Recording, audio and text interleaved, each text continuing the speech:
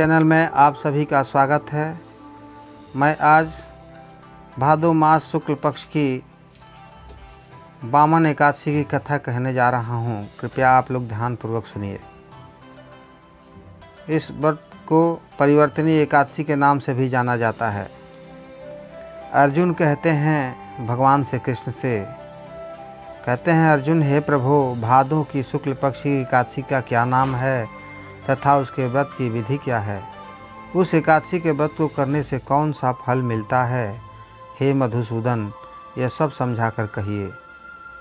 श्री कृष्ण भगवान कहते हैं, हे अर्जुन, भादो मास के शुक्ल पक्ष की एकादशी को जयंती एकादशी भी कहते हैं। इस एकादशी की कथा के सुनने मात्र से ही समस्त पापों का नाश हो जाता है और प्राणी स्वर्ग का अधिकारी हो जाता है। इस जयंती एकादशी की कथा से नीच पापियों का भी उद्धार हो जाता है। यदि कोई धर्मपरायण मनुष्य एकादशी के दिन मेरी पूजा करता है तो मैं उसको संसार की पूजा का फल देता हूँ। जो मनुष्य मेरी पूजा करता है उसे मेरे लोक की प्राप्ति होती है, इसमें किंचित मात्र भी संदेह नहीं है।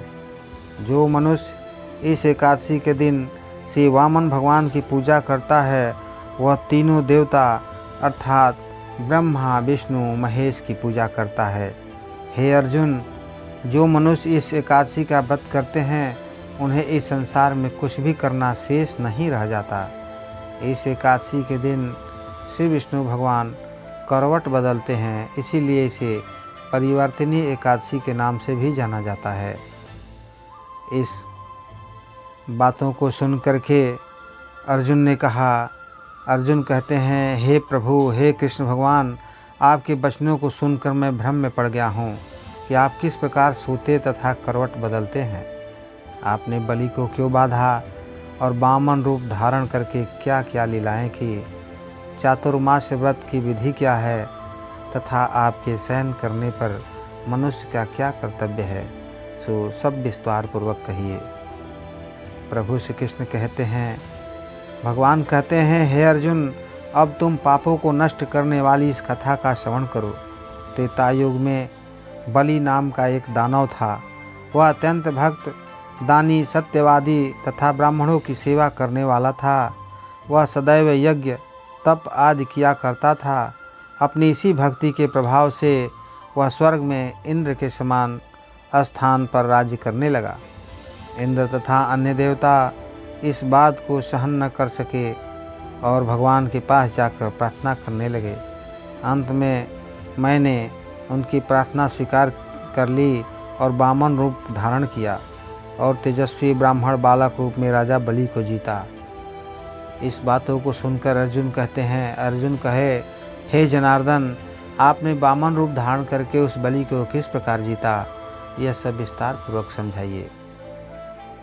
अर्जुन के कहने पर श्री कृष्ण भगवान कहते हैं, श्री कृष्ण भगवान बोले, मैंने वामन रूप धारण करके राजा बलि से याचना की कि हे राजन, तुम मुझे 3 पैर भूमि दे दो, इससे तुम्हें 3 लोक के दान का फल प्राप्त होगा। राजा बलि ने इस छोटी सी याचना को स्वीकार कर लिया और भूमि देने को तैयार हो गया। जब उसने मुझे वचन दे दिया तब मैंने अपने आकार को बढ़ाया और भूलोक में पैर, भुवन लोक में जंघा, स्वर्ग लोक में कमर, महर लोक में पेट, जन लोक में हृदय, तप लोक में कंठ और सत्यलोक में मुख रखकर अपने सिर को ऊंचा उठा लिया। उस समय सूर्य, नक्षत्र, इंद्र तथा अन्य देवता मेरी स्तुति करने लगे। उस समय मैंने राजा बलि से पूछा कि हे राजन, अब मैं तीसरा पैर कहाँ रखूँ? इतना सुनकर राजा बलि ने अपना सिर नीचा कर लिया। तब मैंने अपना तीसरा पग उसके सिर पर रख दिया और इस प्रकार देवताओं के हित के लिए मैंने अपने उस असुर भक्त को पाताल लोक में पहुंचा दिया। तो वह मुझसे विनती करने लगा। मैंने उससे कहा कि हे बलि, मैं सदैव तुम्हारे पास रहूँगा।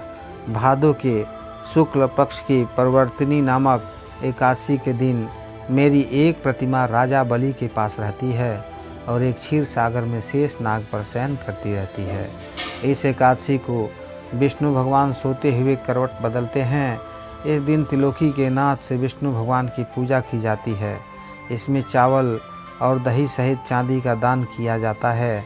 इस दिन रात्रि को जागरण करना चाहिए। इस प्रकार व्रत करने से मनुष्य समस्त पापों से मुक्त होकर स्वर्ग लोक को जाता है।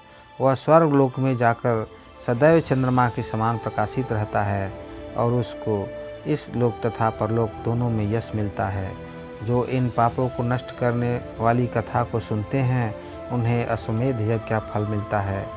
कथा का सार यही है, व्यक्ति दान करें किंतु दान करके अभिमान न करें। अहंकार व्यक्ति को ले डूबता है। जिस प्रकार राजा बलि ने अभिमान किया और पाताल लोक को चला गया। इससे यह भी ज्ञात होता है कि अति हर कार्य की बुरी होती है। इसी के साथ आज की कथा यहीं पे समाप्त होती है। जय श्री कृष्ण।